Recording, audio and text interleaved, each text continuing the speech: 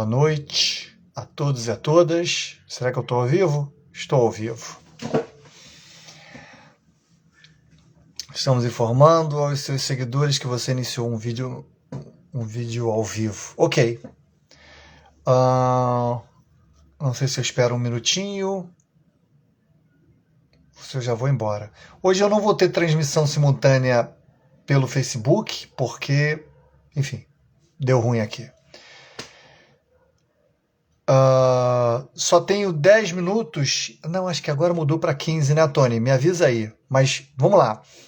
Deixa eu situar você que está ouvindo essa live aqui, agora, no futuro.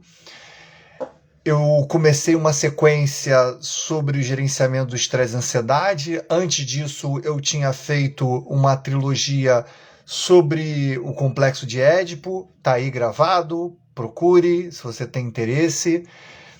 E essa sequência de agora começou na semana passada, que é uma espécie de amostra grátis de dosagem, de mini dosagem sobre todo o pacote que eu trabalho em relação ao gerenciamento de estresse e ansiedade. Eu estou colocando aqui em doses homeopáticas, digamos assim, porque eu só tenho 10 minutos e agora me parece que aumentou para 15 o tempo da nossa live aqui, das terças-feiras aqui no Amai-vos, Contém Amor Amai-vos, ok? Pois bem, então na semana passada eu conversei um pouco sobre o que acontece no nosso corpo na hora do estresse, na hora do pânico, na hora da ansiedade. Então, se você quer saber um pouco dessa parte, procura aqui em algum lugar no Instagram, aqui e também lá no site do Contém Amor Amai-vos, essa live da semana passada, que foi a primeira dessa sequência que eu vou fazer de pelo menos uns 8 encontros, ok? Bem, e lá eu conversei basicamente explicando o que acontece fisiologicamente no nosso corpo quando a gente está numa situação estressante. E aí, essa live, esse papo de hoje, é uma espécie de desdobramento de segunda parte desse encontro da semana passada. Ok? Só para você entender. Porque lá, quando eu falo do que acontece no nosso corpo, essa é a primeira dica dessa primeira parte dessa sequência, que é dividida em duas partes, A e B. Hoje é B, semana passada foi a parte A. Desse primeiro ponto, ele tem 3 objetivos, só para que você que está acompanhando entenda. O primeiro objetivo é que você entenda o que acontece no teu corpo quando você está estressado. Ponto. Segundo ponto é a gente saber o que a gente não deve fazer nesses momentos. E o terceiro ponto é o que nos compete fazer. Ok? Então, essa parte B desse primeiro encontro é exatamente sobre esses 2 pontos. Na aula passada, eu falei na live passada sobre o que acontece no corpo, e nesse agora eu falo en passant do que a gente não deve fazer, deve procurar evitar, e que geralmente a gente faz na hora do estresse. E a segunda parte é o que nos compete fazer. Bem, se você acompanhou isso aqui na semana passada, você está por dentro de que a gente, no sistema límbico, no sistema simpático, a gente enche o corpo de adrenalina para poder dar uma resposta ao perigo, seja ele real ou seja imaginário. Essa adrenalina, o corpo joga em milissegundos uma dosagem alta de adrenalina, que é o hormônio do estresse, para a gente poder entrar no lutar ou fugir. Esse é o comportamento que a gente tem quando a gente está sob ataque, quando a gente está no sistema límbico ou no sistema simpático. Ou a gente luta ou a gente foge. É isso. E essa adrenalina, ela está ali, né? Esse hormônio de estresse vai estar acelerando os nossos batimentos cardíacos, a gente vai ter vários outros comportamentos e sintomas simultâneos. respiração vai ser curta, sangue vai começar a faltar na cabeça, vai começar a se concentrar nos braços e nas pernas, justamente para a gente lutar ou fugir, e tudo mais. E essa adrenalina, ela segue aumentando, né? Vamos partir de um perigo imaginário, uma cobrança de um chefe, uma prova que você vai ter, não é um perigo real, você não tem risco de vida, mas o corpo reage como se fosse um perigo real, ele não diferencia. Então essa corrente sanguínea, ela, por conta, vai lá na live da semana passada, por conta do estilo de vida que a gente tem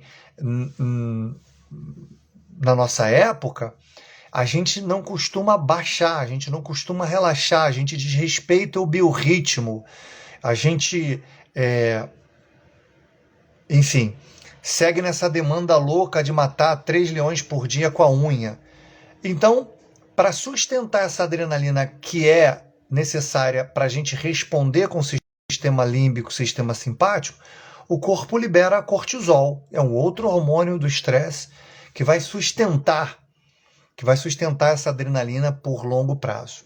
Pois bem, quando a gente faz o que normalmente a gente faz sobre uma situação de estresse, que é eu preciso me acalmar, eu não posso ficar nervoso, eu não posso ficar estressado, isso pega mal no meu trabalho, isso pega mal na minha família, isso pega mal sei lá onde, quando isso vai me dar branco na prova, sei lá qual é a tua situação, quando a gente percebe isso, o que a gente faz sem se dar conta é tentar apagar o incêndio com gasolina. O que a gente faz nessa tentativa de controlar o estresse, nessa tentativa de fugir dessa situação que não é confortável, a gente acaba jogando mais adrenalina na corrente sanguínea. E a gente aumenta o estresse que a gente já está submetido, a gente piora o que já não está muito confortável. Então, o segundo ponto dessas 3 dicas, digamos assim, desse primeiro módulo, que é a fisiologia do estresse, ou seja, entender o que acontece no corpo, estou repetindo, tá? Repetir faz parte da pedagogia. A primeira parte é entender o que acontece com o corpo, a segunda é o que a gente não deve fazer e a terceira é o que nos compete fazer.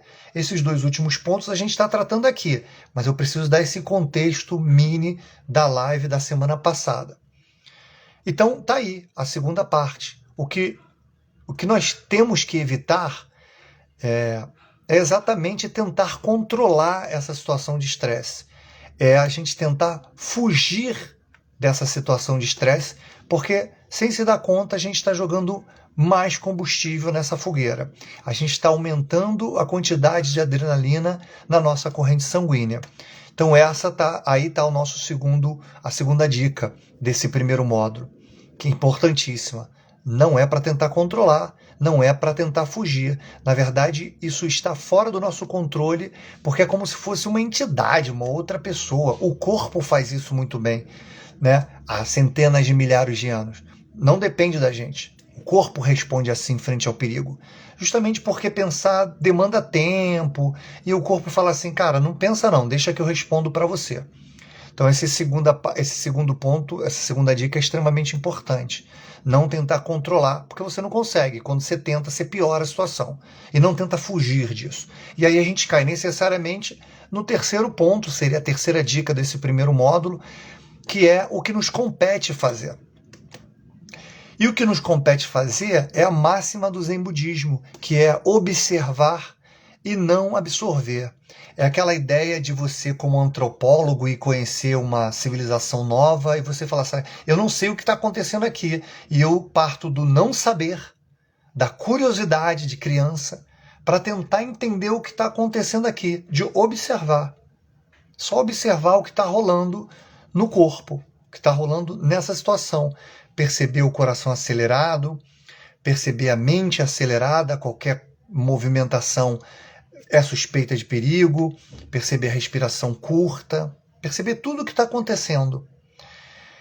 É simples, mas não é fácil. Precisa treinar para isso.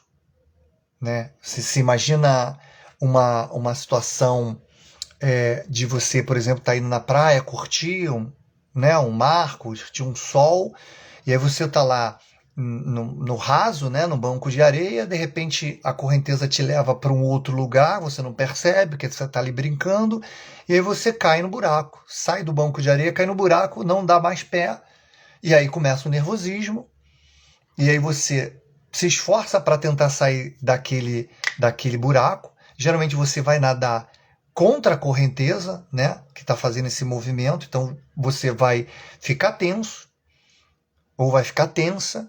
Essa tensão na musculatura faz você flutuar menos, boiar menos, e esse esforço para tentar, no desespero, sair dessa situação, vai fazer você queimar a sua reserva de oxigênio, e o que é ruim pode piorar. Então é simples o que eu vou falar, que é você, nesse momento, relaxar, saber que a mesma correnteza que te tirou do banco de areia vai te jogar em um outro banco de areia, né?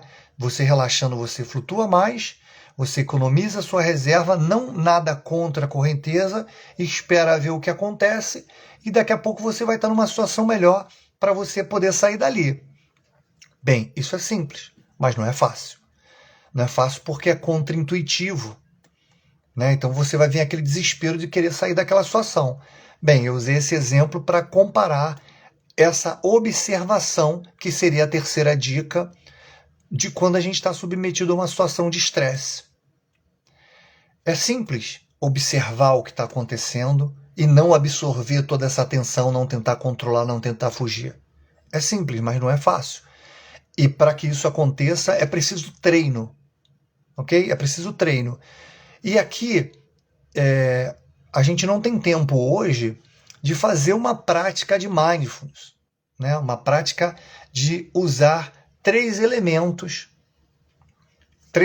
Isso tem lá no meu curso de gerenciamento do estresse e ansiedade, a gente pratica isso. Então a gente trabalha com três elementos no mindfulness, né?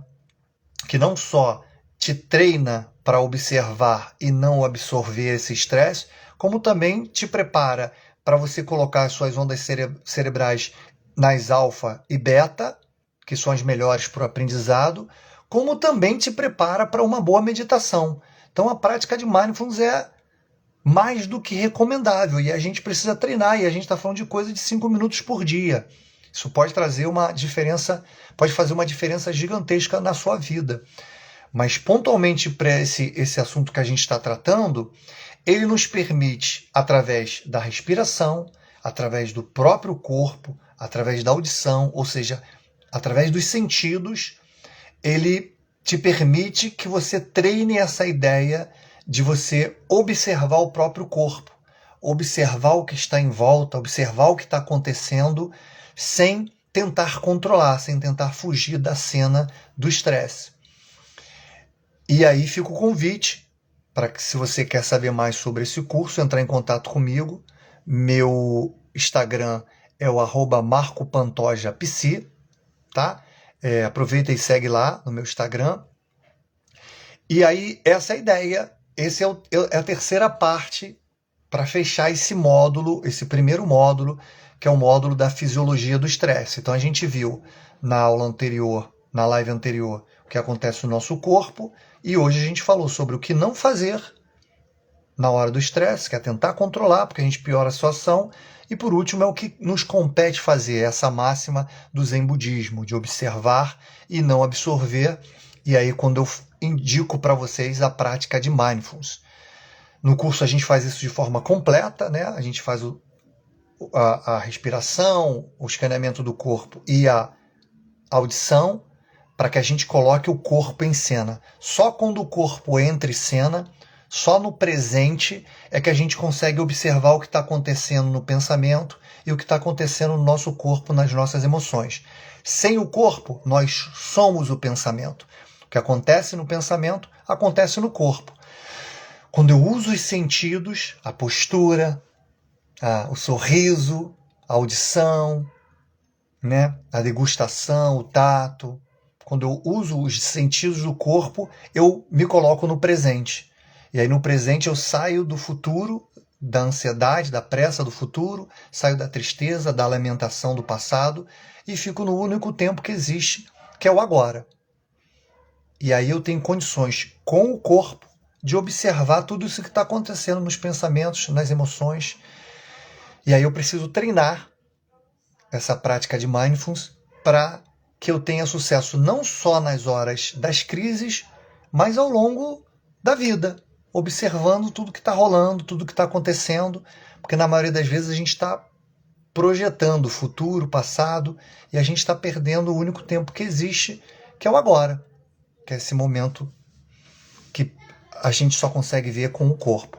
Bem, Tony, eu acho que 15 minutos funcionou muito melhor do que 10. Eu agora já se passaram 15 minutinhos aqui da live. É isso, gente. Beijo para vocês. Mais informações, me procura lá no @MarcoPantojaPC no Instagram e a gente bate um papo por lá.